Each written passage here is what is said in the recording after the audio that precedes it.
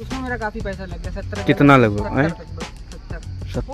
दिक्कत होती है ना पार्ट मिलने में, खर्चा बहुत ज़्यादा आता है। ठीक है, हाँ भाई, ये जो है सोनी के स्पीकर्स लगवा लिए। ये तो तुम्हारी हर गाड़ी में दिखता है, ये तो अलग ही चीज़ है। ये गाड़ी का EGR इंटरकूलर और मैनिफोल्ड एक बार जो है साफ हुआ था। इसमें जो है स्क्रीन लगाने का थोड़ा सा झाम होता है बहुत ज़्यादा। हाईवे ओरिएंटेड ही एक तरीके से कह सकते हैं गाड़ी है ना भाई। थर्ड ओनर हो, फोर्थ ओनर हो, उससे नहीं मतलब है, तुम मेंटेन तो करो ना गाड़ी को। अच्छा, की सर्विस भी बहुत ज्यादा महंगी होती है और पार्ट उसके भी बहुत ज्यादा महंगे यार। जस्ट नॉर्मल पीपल था और रिकमेंडेड भी नहीं है एक तरीके से। तो हेलो भाई, आई एम श्रीवास्तव। राम राम, कैसे हो सारे? उम्मीद है सब बढ़िया होगे। सामने देख सकते हो BMW X1 S Drive 20D 2014 का मॉडल है। ये जय भाई ने खरीदी है। सबसे पहले तो कॉन्ग्रेचुलेशंस इस कार के लिए। हालांकि सेकेंड हैंड गाड़ी, वो भी लग्जरी ब्रांड, बहुत कम लोग लेते हैं, क्योंकि इसमें खतरा ये रहता है कि लेंगे, खर्चा बहुत ज़्यादा आता है। ठीक है, एक तो लाइक और शेयर ठोक दीजिए, महाकाल का दबा के लाइक और शेयर ठोक दीजिए।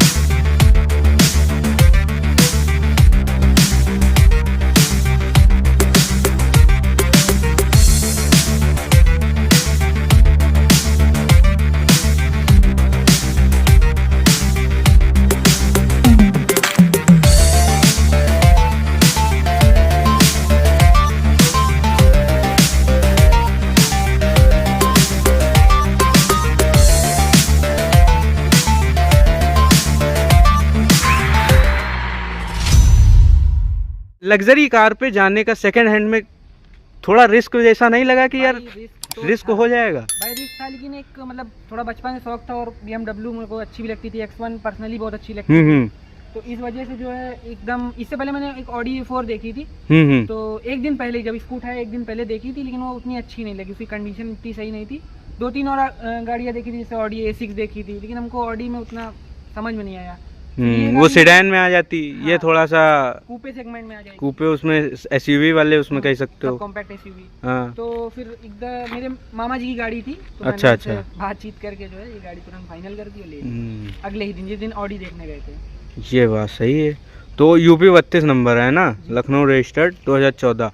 तो उस समय तो ये लगभग 45-46 के आसपास पड़ती थी 2014 में, है ना? 48 उस समय। तो वही हमने ऑनलाइन ही देखा था, तो लगभग उसमें यही रेट दिखा रहा था। तो हम क्या आगे पीछे हो सकता, थोड़ा बहुत हो, मतलब इतने की पड़ती थी। आज के टाइम में सेकेंड हैंड मार्केट में अगर आप 10 साल पुरानी गाड़ी लेने जाते हो, लग्जरी गाड़ी, ये स्टार्टिंग सेगमेंट है इसका BMW का लगभग, तो कितने की लगभग मिल जाएगी अगर मोटा मोटा तौर पे देखा जाए तो? देखिए, अगर कंडीशन अच्छी, जैसे इस गाड़ी का सर्विस रिकॉर्ड है पूरा। अच्छा जी, सर्विस रिकॉर्ड है इस गाड़ी का, BMW से सर्विस इसकी हुई है। तो मतलब ये इस टाइप की गाड़ियाँ जैसे मैंने ली थी 77,000 चली गाड़ी थी ये टोटल। कोई बहुत ज्यादा चली भी नहीं डीजल के हिसाब से। जर्मन के लिए इतना कुछ नहीं, इनके लिए 2 लाख भी कुछ नहीं होता। तो उस हिसाब से ये मान लीजिए इनकी कीमत 8 से लेके 15 के बीच में डिपेंड कर सकती है कि कौन सी ईयर का आप मॉडल ले रहे हो। 2014 की रजिस्ट्रेशन है, तो ये आपको मान लीजिए 10 से 12-15 के बीच में आपको मिल जाएगी अच्छी कंडीशन। और मतलब देखो 2014 रजिस्ट्रेशन भैया इसलिए कह रहे हैं क्योंकि 2013 से लेकर 2016 तक सेम गाड़ी आती थी, इसलिए वो प्राइस का डिफरेंस आपको मिल जाएगा। 2013 रजिस्टर्ड लोगे तो आपको और कम में मिल जाएगी, 15-16 में चले जाओगे तो और ज़्यादा में मिल जाएगी। मेरे को सेम ब्लू कलर था, रॉयल ब्लू कलर। अच्छा, वो मिल रही थी 8.5 लाख की। वो इससे एक प्री फेस लिफ्ट वाला मॉडल था वो, उसमें थोड़ा बहुत फीचर्स कम थे बस। हाँ, 19-20 का फर्क था। तो ये कौन सा, ये बेस मॉडल था? ये इसका सेकंड बेस मॉडल है। इसके ऊपर एक और आता था, उसमें X ड्राइव करके। हाँ, X ड्राइव करके, उसमें प्रोजेक्टर हेडलैम्प थे, सनरूफ था और थोड़े और फीचर्स थे, जैसे पीछे वाली सीट भी इलेक्ट्रिकली रिक्लाइनेबल, हाँ, एडजस्ट हो जाती है। हाँ, तो और जैसे ऑटो फोल्डेबल ओवर भी, हम जो चाबी लगाने वो सब थोड़े मोटे फीचर्स और थे, बस और कुछ नहीं। चलो, तो ये लगभग कितने की, वही 10 से 15 के बीच में पड़ती है। तो अब ये तो ले लिए, उस समय ये स्टॉक थी, ठीक, कुछ इसमें काम हुआ नहीं था। अब इसमें क्या क्या काम कराया है भाई? लेने के बाद सबसे पहले तो एक इसकी मैंने सबसे पहले थोड़ा सा स्टीरियो पे काम किया, जैसे पीछे सोनी के ओवल लगवाए और बेस ट्यूब हो गए और थोड़े बहुत कॉस्मेटिक चेंजेस, थोड़ा अंदर भी ज़्यादा कुछ नहीं। आओ दिखाओ सीधे दिखाने पे चलते हैं। ये लो चाबी, यहाँ पे ये जो है सोनी के स्पीकर्स लगवा लिए और ये ठीक है। बेस ट्यूब है, बेस ट्यूब, अरे बेस ट्यूब रखी, स्पीकर्स रखे, अच्छा अच्छा अच्छा खासा स्पेस भी है। काफी अच्छा स्पेस। स्पेयर व्हील स्टील का आता है? नहीं, स्पेयर व्हील नहीं आता इसमें, आता ही नहीं है, आता ही टॉप मॉडल में देते थे। नहीं, अच्छा हाँ, उसमें डोनट व्हील आता है, बिल्कुल पतला वाला, इतना पतला। अरे तो कहने को तो स्पेयर था ही, तो वो स्पेयर वाले में ही आ जाता था। स्मोक हुई है इनकी, टेल लाइट स्मोक करा दी। हाँ, और जैसे ये स्प्लिटर्स लगवाए, स्प्लिटर्स लगवाए टायर में जो है इन्होंने, स्पीकर्स और ये alloy wheel black, caliper red, ये सब। और लाइट्स में तो चेंज कराया नहीं, लाइट्स में कुछ अंदर की एम्बिएंट लाइट तुमने लगवाई है, तो ये एम्बिएंट लाइट आगे भी है पीछे भी है जी ये देखो। तो RGB है, मतलब जी जी, नहीं मतलब अपने ये हिसाब से अपने आप हिसाब कलर चेंज कर ऐप से सकते हो remote से आप कर सकते हो। इसमें। स्टार्टिंग में ऐसी है, अभी रेड हो गई, तो बाकी आप 256 कलर्स आते हैं इसमें। हाँ 256 K4 की 256। तो ये लगभग एम्बिएंट लाइट कितने की पड़ी थी? भाई, ये 4000 ऐसे 4000 और 500 फिटिंग चार्ज जो लिया था उसमें, क्योंकि इसको पैनल लगाने के लिए पूरे गेट सब खुलते हैं। हाँ वो तो खोलना ही पड़ता है। स्पीकर इसके चेंज कराए कि वही स्टॉक जो इसमें थे वही? काफी अच्छे स्टॉक ही अच्छे थे, खाली पीछे के थोड़े छोटे आ रहे थे तो मैंने डला दिए, पीछे बड़े करवा दिए बाकी तुमने। 8 स्पीकर अभी इसमें वर्किंग में है हाँ। और एक सबवूफर। हाँ वही बेस ट्यूब वाला, तो वो हो गई, मतलब 9 स्पीकर सेटअप तुमने इसमें बना दिया। और ट्विटर सब कुछ मिला के लगे। तो सर्विस कॉस्ट जैसे सेकंड हैंड मार्केट में आपने जो है इसको लिया था सर्विस रिकॉर्ड के साथ में, जी तो BMW में पता किया था जाके? भाई पता किया था मैंने, रिकॉर्ड निकला था, एक भाई थे अपने, तो वहीं पे उनका सर्विस का एडवाइजर का काम था, तो उन्होंने बताया था मुझे कि इस गाड़ी का ठीक ठाक रिकॉर्ड है, 70,000 तक का सर्विस रिकॉर्ड है। अच्छा, उसके बाद में लेने के बाद में करवाई होगी तुमने हाँ, सर्विस? नहीं करवाई नहीं ना, 10,000 तक का लिमिट होती है। हाँ, तो 77,000 मैंने ली थी, यानी 3,000 और चला के तभी से सर्विस होगी। तो अभी 3,000 चली नहीं? नहीं, अभी 1,000 चली लेने के बाद, तो ज्यादा नहीं चली है ना वही इसको? चलाते हैं वही पुरानी। हाँ, तो इसको लेने के बावजूद, मतलब इसको ये तो गिफ्ट एज अ गिफ्ट मिली, तो लेकिन उसके बाद में भी वेन्यू ही चला रहे हो भाई? मतलब हाँ, इसको थोड़ा कम निकालते हैं क्योंकि अभी मतलब थोड़ा सा हल्का फुल्का हाथ साफ थोड़ा कर रहे हैं, अभी इसको चला पा रहे हैं। बाकी काम हम इसमें करा रखे हैं, आगे भी स्प्लिटर लगे रखे हैं और ये विंडोज प्रिंट हुआ है, जैसे साइन टू गॉड स्पीकर अलग। हाँ, ये तो तुम्हारी हर गाड़ी में दिखता है, ये तो अलग ही चीज़ है ये। बाकी तो एवरेज कितना दे रही है, कुछ पता किया? इस हिसाब से मैं चला रहा हूँ 10 से 12 का, तुमको बहुत अच्छा एवरेज, 18-19 आराम से निकलती है। क्लेम गूगल पे हमने देखा है तो 18-19 का देती है। कुछ कहने का नहीं है, लेकिन हम लोग थोड़ा भारी पंजे से चलाते हैं तो 10 से 12 का बस मैक्स। हाईवे पे तो लेके नहीं गए अभी? हाईवे पे लेके गए, काफी बार लेके गए। मान लीजिए स्पीड टेस्ट करने जैसे अच्छा चलाया है इसको, तो मतलब अगर आप काफी तेज चला रहे हैं तो फिर मान लीजिए 12-15 इसी के आसपास देगी हाईवे पे। कितनी स्पीड तक गए भाई? ये लमसम स्पीडोमीटर बहुत ज्यादा दिखाता है। 180। अरे दादा रे, 180 एक्सप्रेसवे पे? जी।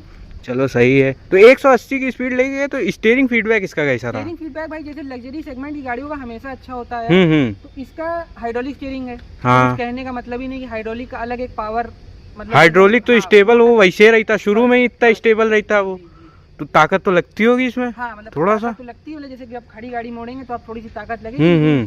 हाईवे पे कोई इतनी परेशानी मेजर नहीं होती, मतलब हाईवे ओरिएंटेड ही एक तरीके से कह सकते हैं गाड़ी है ना। अब तुम वेन्यू से आए हो तो वेन्यू में बहुत हल्का स्टीयरिंग है, एक उंगली घुमा लो, इसमें वो थोड़ा सा है, वो थोड़ा टाइम भी लगेगा इससे ऐसे शिफ्ट होने में। ठीक है, तो 5 लोगों को बिठाया, 5 सीटर है ये।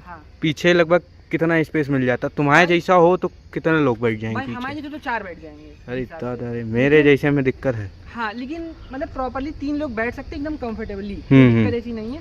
बाकी थोड़ा बीच में हल्का सा उठा हुआ। हाँ, वो बीच वाला इसीलिए हमने पूछा ना 3 लोगों का, क्योंकि यहाँ पे बीच में ये जो हम्प है ना जी, ये बहुत ज्यादा फिर दिक्कत कर ज़्यादा दूर के लिए इतना सही, ज्यादा दूर के लिए है नहीं। बीच में जो बैठेगा उसको पैर इधर उधर करके ही बैठना पड़ेगा, वहाँ पे बैठ नहीं सकता।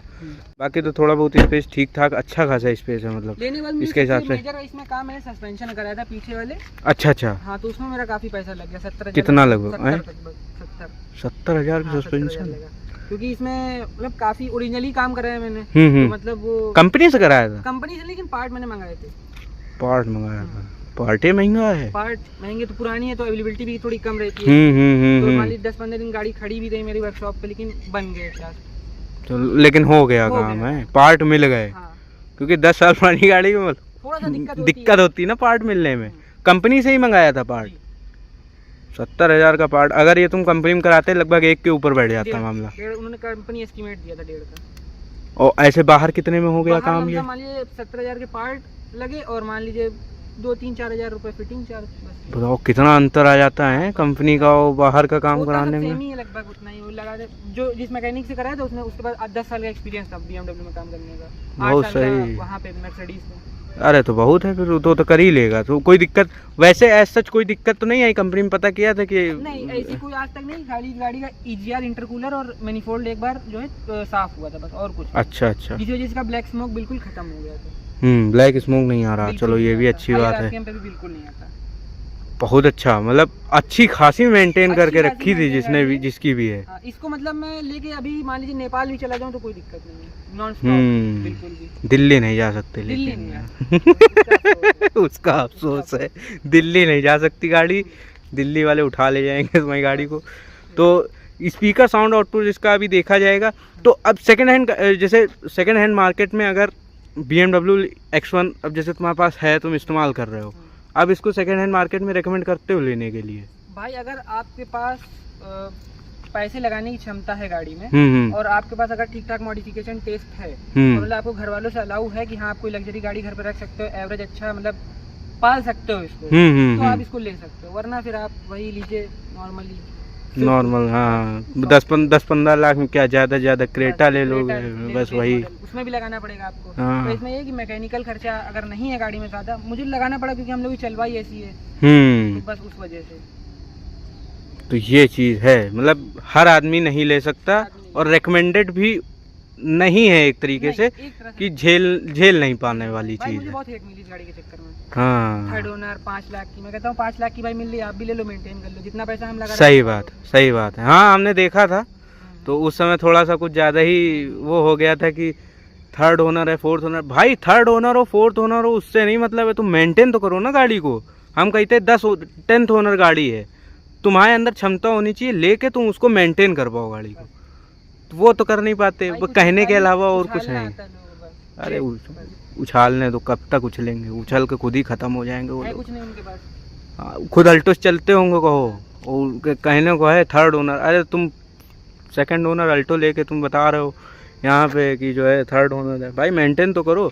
अब कम से कम ये है एक एक्सपीरियंस हो गया कि सेकंड हैंड गाड़ी में सबसे बढ़िया चीज़ ये किसने कही थी? अनुराग द्विवेदी का मैंने कोई पॉडकास्ट देखा था, उसमें उसने बोला था, बहुत सही लाइन थी कि अगर आपको लग्जरी कार्स का शौक़ है, सबसे पहले सेकंड हैंड लग्जरी कार लो, उसको मेंटेन करो। अगर आप उसको मेंटेन कर पा रहे हो तब आपके अंदर क्षमता है कि आप नई खरीद सकते हो, फर्स्ट हैंड नई लग्जरी कार ले सकते हो। वो लाइन बहुत अच्छी लगी हमको। भाई मेरा एक और मानना है कि जितनी ओनर गाड़ी के होते हैं उतनी गाड़ी मेंटेन्ड होती है। सही बात है भाई। जैसे कि मान लीजिए अगर किसी बंदे ने नई गाड़ी खरीदी, जिसने खरीदी उसने इसका टायर खत्म किया, इंश्योरेंस खत्म किया, गाड़ी भेज दी। अब जो दूसरा बंदा गाड़ी लेगा वो थोड़ा पैसा लगाएगा इसमें, और फिर जब वो बेचेगा तब जो 3rd ओनर होगा इसका, वो उसको कुछ करना ही नहीं, उसको पूरी गाड़ी सही मिल रही ना, टायर सही बात है, सब कुछ बिल्कुल 50-60-80 हजार चली गाड़ी उसने चला के बेच दी, स्टैम्प पेपर लिखवा के, क्या दिक्कत है? सही बात है, चला रहा, कोई दिक्कत नहीं है। तो इसीलिए जो है जो भी लोग बोलते हैं कि सेकंड हैंड फर्स्ट हैंड, अरे भाई कुछ नहीं होता, गाड़ी मेंटेन हो तो अच्छी खासी गाड़ियाँ चल जाती हैं। क्या भाई क्या सेकंड हैंड या एक्सीडेंटल गाड़ी को चलने का रोड पे हक नहीं होता क्या? सब चलती हैं। अब खैर गवर्नमेंट तो 10 साल से ज़्यादा नहीं चलाने को दे रही है, क्या ही बताया जाए, हार्ड एंड मनी होता है इतना। और जो है सरकारी गाड़ियाँ कितना धुआं करती हैं सबको पता है लेकिन जो है अगर हमारी गाड़ी जरा धुआं आ जाए, भैया साइड में लगाओ इसको बंद करो। तो ये चीज़ें नहीं अच्छी लगती, कुछ करना चाहिए खैर इसका, लेकिन कुछ नहीं कर सकते हम लोग। We are just normal people, we only raise questions, we don't get answer about these questions.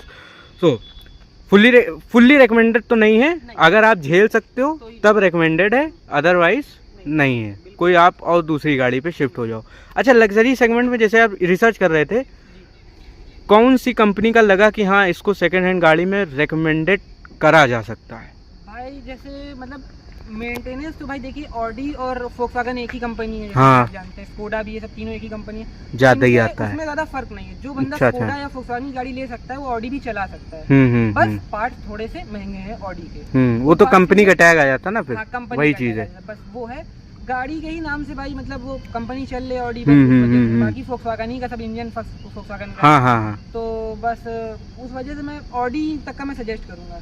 Mercedes के पार्ट बहुत महंगे हैं, सर्विस कॉस्ट उसका बहुत ज़्यादा है। अच्छा अच्छा। BMW की सर्विस भी बहुत ज़्यादा महंगी होती है और पार्ट्स इसके भी बहुत ज़्यादा महंगे। सर्विस के लम्हे से सर्विस से पार्ट मान लीजिए 5-6 हज़ार के मिलेंगे बस, और लेबर चार्ज सब मिला के, अगर बाहर का मैं बात कर रहा हूँ अच्छी सर्विस, तो बाहर का अगर अच्छी सर्विस का 10+ है तो कंपनी में मान लो 30 से 40 हजार रुपए आपके कहीं नहीं गए। लिए तो मतलब इस कंडीशन की गाड़ी के लिए 50 कोई मायने नहीं रखता। सही बात है, क्योंकि इतनी पुरानी, इतना टाइम हो गया ना इसको, 10 साल लगभग आदमी गाड़ी रखता है, उसके बाद में सोचता है कि अरे इसको हटा दो, है ना, मेंटेन नहीं करता फिर 10 साल से ज़्यादा। और जिसके पास इतना पैसा होगा वो 5-6 साल में एक्सचेंज करके वो दूसरी लेके आएगा, उसको रेतेगा, फिर जो है उसको सर्विस कराएगा, अपडेट हो जाएगा। तो मतलब सेकेंड हैंड मार्केट में ऑडी एज अ रिकमेंडेड है, क्योंकि वो फोक्सवैगन का है, सर्विस कॉस्ट थोड़ी सी मेंटेन हो जाएगी। फोक्सवैगन पासाट देखी थी 18 लाख की, बहुत अच्छी गाड़ी थी, लेकिन वही है कि फोक्सवैगन फिर वो टैग नहीं मिलेगा लग्जरी सेगमेंट का। फोक्सवैगन जितनी अच्छी गाड़ी बना सिर्फ वो पोलो के नाम से मशहूर है बस। सही बात। बस तो वो पासाट मैंने रिजेक्ट कर दी, बाकी फिर इसी को मैंने देखा था बाद में A4 के बाद। ऑडी A4 छोटी भी हो जाती है थोड़ा सा, सीडान में मतलब थोड़ी सी उसमें स्पेस हल्की सी ज्यादा मिलेगी, और मतलब इंटीरियर उसका डैशबोर्ड काफी अच्छा मिलेगा, ये है, और कुछ उसमें अगर आप अपडेट करा लो, उसमें स्क्रीन भी आसानी से लग जाती है। इसमें जो है स्क्रीन लगाने का थोड़ा सा झाम होता है, बहुत ज़्यादा झाम होता है।